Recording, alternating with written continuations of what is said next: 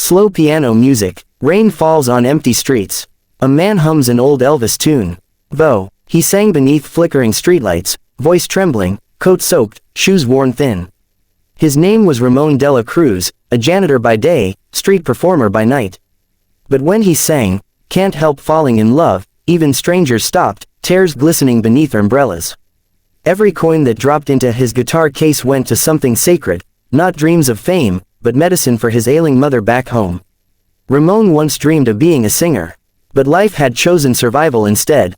He swept floors in a music hall where others chased the spotlight. Every night, when everyone left, he'd sing to the empty stage. And every night, he whispered, "Someday, Ma, I'll sing where you can see me." One winter morning, a woman cleaning tables nearby filmed him. She posted it online with the caption, "Greater than, the voice of Elvis is alive, and he's mopping floors." By sunrise, it had millions of views. A producer from Ireland's Got Talent called, saying only, "Greater than, we want the man with the broom and the voice of gold." Ramon almost said no. He'd never flown on a plane. Never believed fate would remember him. But when his mother's nurse whispered, she smiled when she heard your video. Ramon took it as a sign. He packed his old leather jacket, a photo of his mother, and a dream he thought he'd buried. As he boarded the plane, a stewardess asked nervously, "Sir, are you a performer?" Ramon smiled softly. "Greater than, no, ma'am, just a son trying to sing one last song for his mother." Cue cinematic swell. Title fades in, Elvis has returned. Crowd murmurs, stage lights flare. Judges whisper, skeptical. Though, he stood trembling under a spotlight brighter than the sun. The crowd whispered, "A janitor, really?" He looked nothing like a star.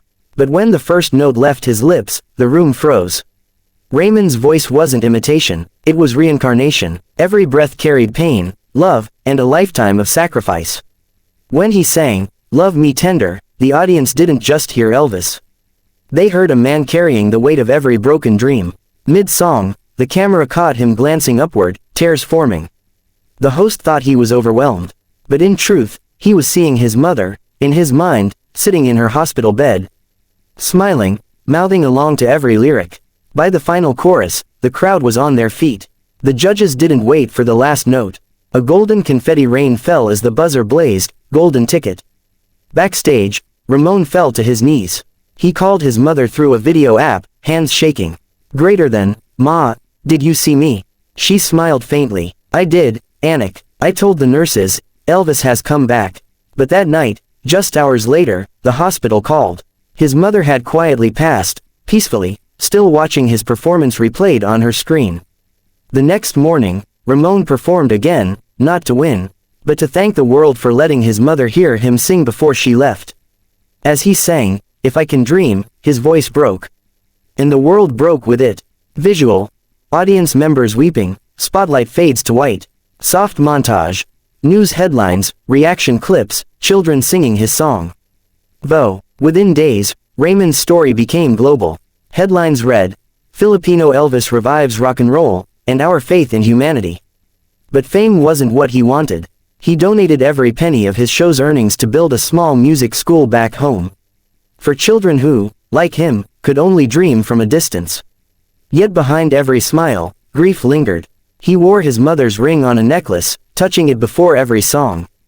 During rehearsals for the finals, a young contestant, a nervous boy with autism, froze on stage. While others sighed, Ramon quietly walked up, knelt beside him, and began humming, "Can't Help Falling in Love." The boy's eyes lit up. Together, they sang, off-key but full of heart. The judges watched silently. Backstage, a producer whispered, "Greater than, that right there, that's what music is for." But not everyone admired him. A rival contestant mocked him. "Greater than, you're just a karaoke singer with a sob story." Ramon only smiled. "Maybe, but every song I sing is for someone I love." "Who do you sing for?" The rival didn't answer. Later that night, that same rival approached Ramon quietly. He said, "My dad's in the hospital. I get it now." Ramon hugged him without a word. Visual.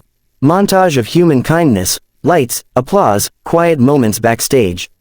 The next day, the boy with autism brought Ramon a paper crown made from gold foil.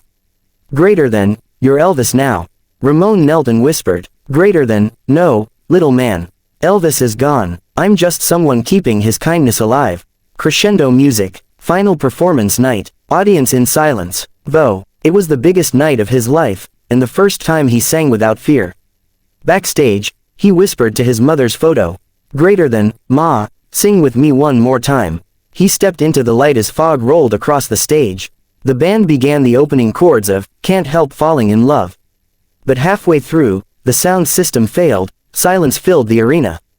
Panic, technicians scrambled, but Ramon didn't stop. He set down the microphone and sang a cappella, voice echoing through the hall. No music, no band, just a janitor's heart carried by a lifetime of love. The audience began to hum along, thousands of strangers united in one melody.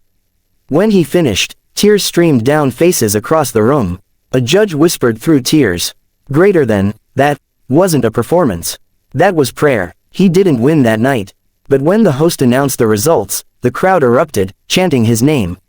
He simply bowed his head and said, Greater than, winning is singing for someone who can't hear you anymore. As he walked off stage, a little girl from the crowd ran up and hugged him. Greater than, my grandma loved Elvis. She said you sound like him. Ramon knelt, smiling softly. Maybe I just sound like love, sweetheart. Cue music. Can't Help Falling in Love, instrumental. Fade to slow montage. .. Scene 5, the song that never ends, 300 words. Years later, quiet cafe, framed photos of Ramon and children learning guitar. Though, the fame faded, the lights dimmed, but the song, his song, never ended. Ramon returned home and opened his school. Mama's Music House. Its walls were covered in children's handprints, guitars older than their dreams. Every morning, he taught not scales or notes, but gratitude. Greater than, sing from love, he'd tell them. That's how music never dies. One afternoon, a young boy ran in holding a letter. Greater than, Sir Ramon. From Ireland. He opened it, trembling. Inside was a photo, the rival contestant, now teaching music to kids with autism. At the bottom it read, Greater than, you taught me what winning means. Ramon smiled, tears glistening. He looked at the sky, and for a moment, he could almost hear his mother humming along. Then came a knock at the door. A TV crew stood outside. Greater than, Sir Ramon, we're doing a special, where are they now? The world wants to hear you sing again. He hesitated, then nodded. As cameras rolled, he picked up his old guitar. His voice was softer now, weathered, but still golden. Greater than, wise men say, only fools rush in. Children gathered, swaying beside him. The same melody that once shook a stage now filled a small schoolroom, warm, alive, eternal. The cameraman whispered, Greater than, it's like Elvis came back. Ramon smiled. Greater than, no, my friend. Elvis never left. He just lives wherever love still sings. Music swells, fade to black. Text appears. Kindness never dies. It just finds a new voice.